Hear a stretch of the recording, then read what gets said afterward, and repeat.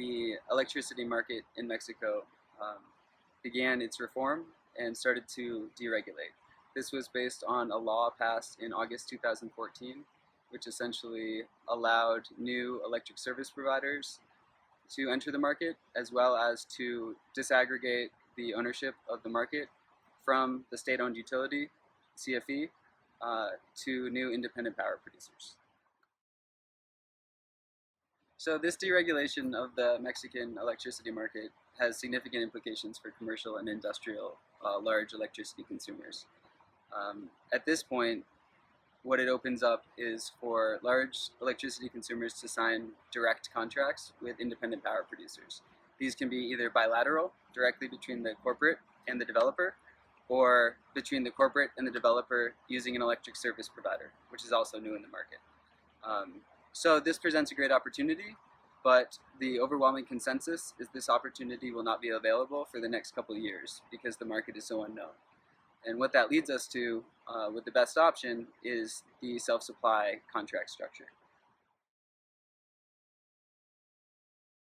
The contracts under the self-supply regime are only available through the end of this year. And the main reason that they're so attractive is the reductions in cost and risk that they provide. The main risk reduction is the fact that virtual net metering deals are very similar to self-supply contracts, and thus these contracts allow the corporate consumer to set a fixed price of energy for any time throughout the day. And how that works is the renewable energy facility that is contracted with produces energy and sells into the spot market in real time, and the fixed price of energy is then banked to be used by the consumer whenever they're using electricity throughout the day.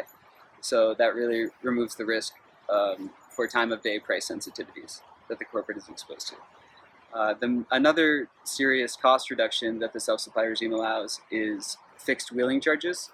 So CFE, the state-owned utility who will be carrying out transmission for these contracts, have set a low fixed cost for electricity to be delivered to a facility anywhere in the country, which will be very different in the new market, as these costs will be very high.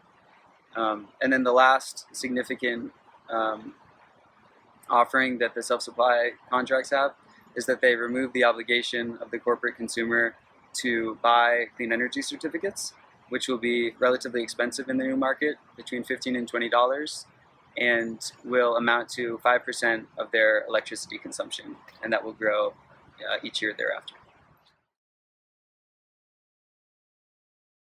So over the past 10 or 15 years, many companies have entered into these self-supply contracts, as it's been the best deal for some time now, and they are only available essentially through the end of 2016. So for companies that wish to lock in low electricity prices for the next 10 to 20 years, they need to act in the next few months.